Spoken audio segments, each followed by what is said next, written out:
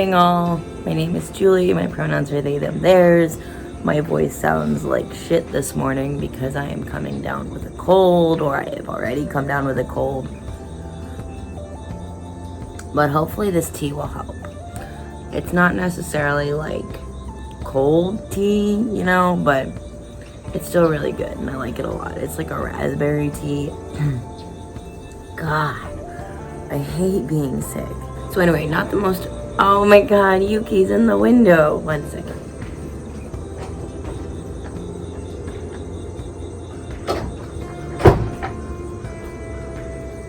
Alright. This is Yuki. She pokes her head in the window when she wants out.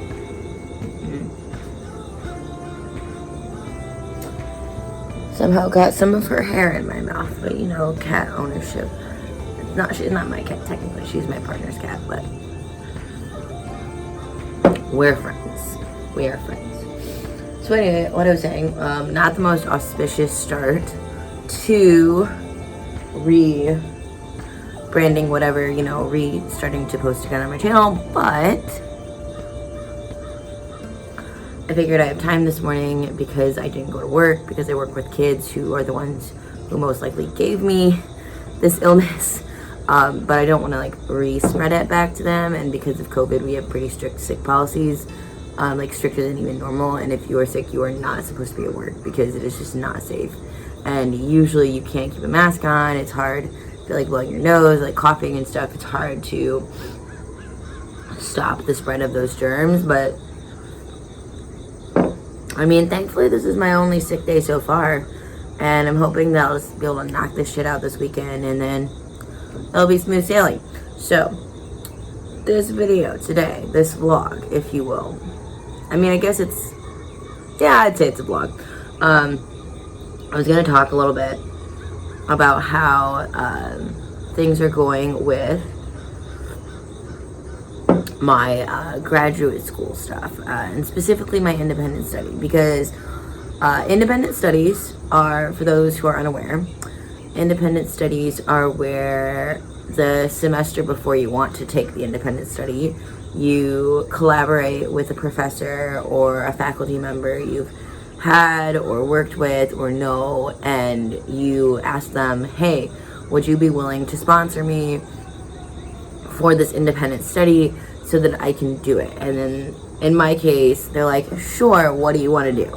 And I tell them, I would like to do an independent study that focuses on young adult novels that are written for and by queer people of color, and how they, like, why they matter, how they are impacted by the fact that there is own voices representation involved, or if there is not own voices representation involved, like how does that change? And then you write all your ideas down on a paper, or like consolidate them, write them out on a paper, submit it to your department. Your department either says thumbs up, thumbs down. My department said thumbs up, so we were good to go. From there, over the summer, so I'm gonna keep pausing to sip on this tea and hope that it brings me some kind of relief. But then over the summer, in my case, I was asked to make the syllabus by myself, and then my professor, like, we went through a few rounds of drafts, and my professor was like, I think you should add this, you don't need this, why don't we ask this kind of question, you know, stuff like that. And it was difficult. He really likes my syllabus, which I'm like, thank goodness, because to me, when I look at it, of course I'm my own worst critic, when I look at it, I'm like, this looks like a 5-year-old made the syllabus. But a 5-year-old can't make a syllabus, at least not that kind of syllabus, so it's okay. And I will link a version of my syllabus down below without like personal identifying details and stuff, just so that if you are interested in what I'm doing for my independent study, you can check it out. We are currently on the week of 9/13 to 9/20. So yesterday I had my first Zoom meeting with my professor, because it just doesn't work for me to be on campus 2 days a week, and he can't do after my class on Monday, which is fine. So we did a Zoom meeting yesterday, and we're only doing like 2 meetings a month. So it's very different from a traditional course in grad school where you'd go basically every week and you'd do that. But so it's mostly I'm just doing stuff on my own, and then I'm reporting into him every so often. So yesterday our point of discussion was the first 2 weeks where I dived into what is YA and why does it matter and what is the history of this particular genre. And then this week I read my first novel, which is a reread for me. It's Girls of Paper and Fire. Put the picture of the title up on the screen right there. If I can figure that out, maybe I'll be over here. We'll see. And it was really interesting because I went in the meeting, I was expecting it to be like 20 or 30 minutes long, and it was over an hour and a half. It was wild because I didn't expect to have that much to talk about, but he asked such interesting questions that were pulling out equally interesting answers from me. So we just kept talking and talking and talking, and it was such a fruitful discussion. Like, it brought me to the space where I was like, this is why I wanted to do my master's. This is why I love talking about literature and why I want to broaden the field as much as I possibly can, or like find my niche in it. So it was really cool. And I wanted to talk a little bit about some of the avenues we explored yesterday. So I think I'll start with where we started, which was, what is YA? What does it matter? What is the history of this genre? And basically the history of YA is that it did not technically in name exist until the 70s, primarily in the United States. This is a pretty US centric idea that has kind of just evolved into other spaces. But from there we kind of like broke it down and said, okay, but did literature for young adults exist before then? Of course. I had to pause for a minute, but I was talking about, okay, so yes, young adult literature, or literature for young adults, let's put it that way. Of course it existed before the 1970s. I mean, one of the first YA novels about two gay young boys, men, early teenagers, let's put it that way, adolescents, that's the word I was looking for, adolescents, was published in the 50s. I'm pretty sure it's the 50s. It's I'll get there, it better be worth the trip. Not my favorite book, but very important in the context of queer literature and queer young adult literature, especially. And so then we took it back even further, and we talked about how after World War I, World War II, that's when we started to see an actual teenage class of people. So previously it had been like children, adults. Like there was no like middle, adolescent, teenage. But because after the war, there were so many changes in the structure of who was working, why they were working, and what childhood was becoming, it created a space for 13 to 18 or like 13 to 15, whatever. They no longer had to drop out of school. They could continue on to high school even if they weren't in the most privileged class of people. So it created a kind of leisure space from where there needed to be something to do leisurely, and that's where we get young adults reading more and more and more. But then we even take it back further, because at the end of the day, young adult literature is literature that's written by, for, or about young adults. Like the point of it is talking about teenagers and the themes of being a teenager, of growing up, of adolescence, puberty, maturation, discovery of who you are. Identity is a huge one. But those all exist before 1950, and they exist in the 30s and the 20s and the 10s and the 1900s and like even before then. So we're talking about how can we retroactively assign the genre of young adult literature to literature that has been previously assigned maybe the identifier of a classic or poetry or romance or comedy, you know, on and on and on. And so that was a very interesting session, and I would love to hear what anyone who may watch this thinks about that. Like, it's okay, you don't have to agree with me. I think that you can retroactively assign genre to things. I think that you can absolutely say, especially because now, I mean, like The Catcher in the Rye, I don't think when it was first, I think now we would call it a young adult novel, even though, if it was published now, even though we don't necessarily call it a YA novel, we call it a classic. I don't agree with that, by the way. I don't like that book, but that's neither here nor there. But what do you think? Do you think we can retroactively assign genre to things? One of the ideas that we compared it to is where we didn't have language for queer individuals until the past 100 years, basically. I mean, they had language, but we didn't have like a lexicon of gay, straight, bisexual, lesbian, pansexual, transgender, queer, genderqueer, asexual. It goes on and on and on. And does that mean those people didn't exist before in the 1980s? Absolutely not. We know those people existed. They just didn't have the same lexicon of terms of identity that we do. But that doesn't mean they didn't exist. Though it brings us into a tricky area of where we can't safely assign a sexuality or gender necessarily to all of these people, even if we have ideas about who they might have been and what they might have assigned themselves. For example, Virginia Woolf. It's kind of a joke in literary circles that she's a lesbian.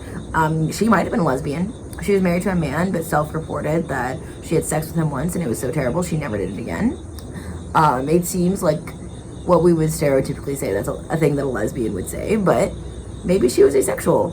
Maybe she was bisexual. Maybe he was just really bad at sex. We don't know.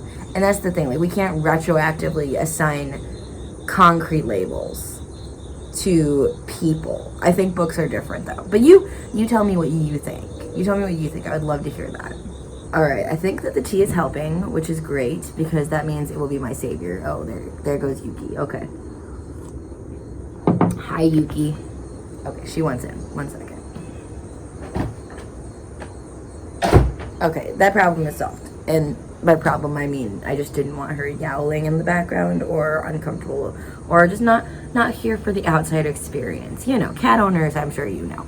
But anyway, so I was going to talk about, there was other stuff that we discussed between what is YA, what is its history, how do we define it, and Girls of Paper and Fire. But I'm trying to consolidate this so that I don't end up sitting here talking for an hour and a half. You know. So we talked about Girls of Paper and Fire. It is a very interesting book. It's received a lot of criticism, and I think that some of it's justified, some of it's not.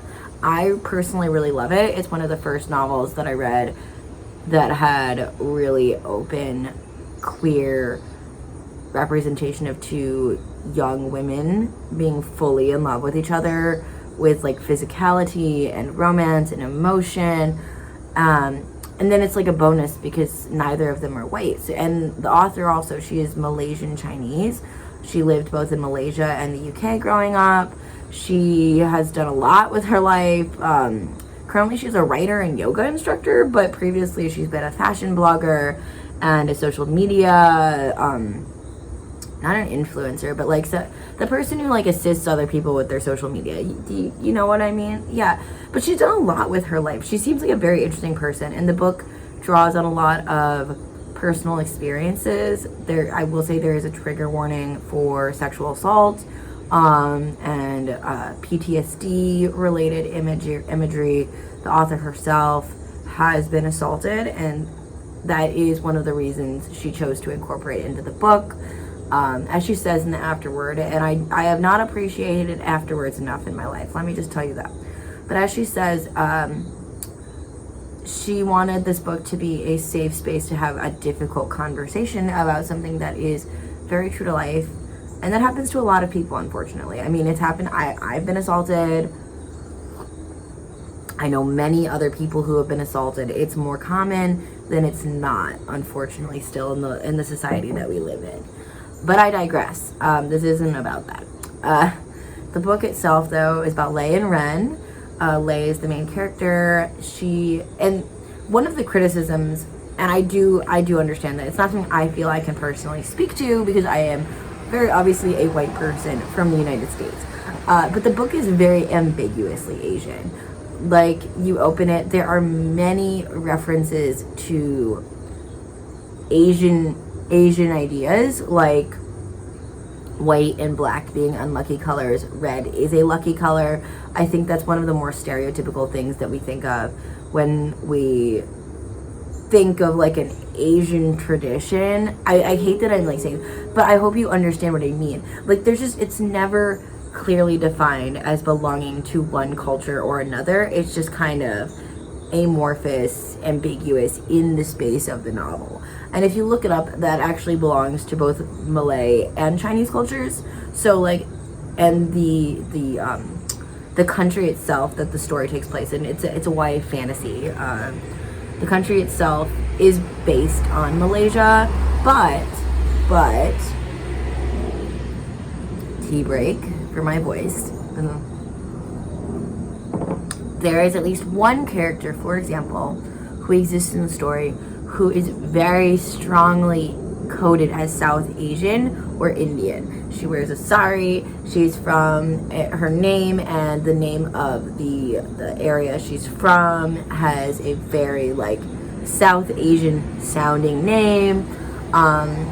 It could also honestly be like, she could also honestly be representing like Pakistani or Bangladeshi women, just based on the topography of the area. But again, we don't get any specifics because this is a fantasy world, which is like a double-edged sword because we don't get specifics. So it's like, oh, it's a fantasy world, but we don't get the specifics, so we don't know what it is actually meant to be representing, and that's where things can get a little hairy, if you know what I mean.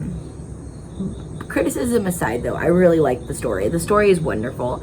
I think that the character building is fantastic, and there are many interesting layers to how queerness is represented, how femininity is represented, how the author works around the stereotype of the weak Asian woman and subverts it, because the main character, like, she definitely starts out the novel as like a very strong-spirited but physically and emotionally like weaker person, and as part of the growth of the novel, she grows as well into a much more physically and emotionally strong person. And that's not even including necessarily like the strength you could say she gets from being a survivor of assault. I think that it's really interesting and important how the author gives her strength aside from that. Like, her strength does not belong to the fact she was assaulted. She was already growing stronger before that. It was kind of something that happened, something horrible that happened that she evolved from. But yeah, it's a very interesting novel. Another tea break. And I think that we had some very fruitful discussions about it, which I could sit here and talk for another hour or more about that, but I don't want to because I think it would be boring, and I also do have homework to do. But yeah, I hope that this was kind of like an interesting little sneak peek into what an independent study is, what I'm currently doing in my independent study, what we are talking about, how these conversations are evolving, and I'm hoping that I will be able to do other videos soon. I know, like, we're almost halfway through September, but I would like to do an end of September wrap up this month. I think those are very fun. I've just never pulled myself together in time to actually do one, but I'm reading a lot more this month for both of my classes and then outside of class, so I actually have books to talk about, and maybe even just some like more general vlogs. We'll see. But yeah, thank you so much for watching. I hope you enjoyed this. Please, if you have like questions, comments, concerns, if you just want to dialogue about some of the stuff I've said, if you agree, disagree, aren't sure, please comment down below. I would love to have a conversation with you about this. I think that it's such a fun way to learn, is to argue or agree, or just be like, I don't understand what you're talking about. Can you like elaborate on that more? I would love to do that.